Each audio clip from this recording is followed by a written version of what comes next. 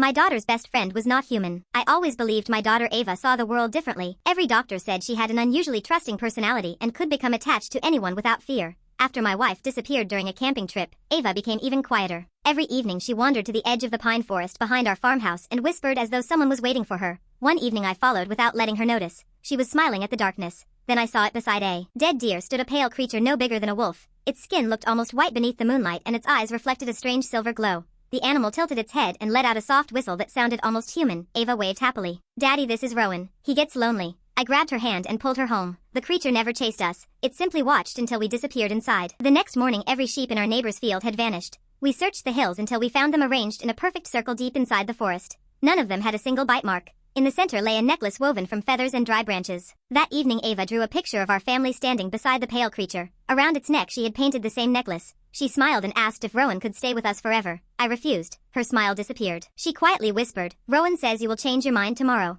Those words stayed with me all night. Just before dawn every dog in the village started barking together. Then they suddenly fell silent at exactly the same moment. The following night I heard Ava laughing in her bedroom. When I opened the door the window was wide open. The pale creature clung upside down to the ceiling like a giant spider. Instead of attacking it slowly climbed down and gently placed the feather necklace into Ava's hands. I shouted and rushed forward with an old hunting axe. The creature turned toward me. Its eyes were no longer silver, they were completely black. Before I could swing the axe Ava cried out, "Please do not hurt him. He promised to protect me." The creature stepped between us as though shielding her from me. Then it spoke in a slow broken voice. "She belongs with us now." It vanished through the window before I could move. Before sunrise we packed everything and drove across the country to start over. For weeks nothing happened. I believed we had finally escaped. Then one evening I came home and found the front door unlocked. Ava was gone. Her room was empty except for one folded drawing on the bed. It showed a forest filled with pale creatures standing around a little girl. I searched every corner of the house but there was no sign of her. Days later I looked at the drawing again. This time I noticed something I had completely missed. Behind the little girl stood a tall dark shadow with glowing eyes. I was certain it had not been there before. My hands started shaking. I slowly turned around to check if someone was behind me. The room was empty. When I looked back at the drawing the shadow had moved closer.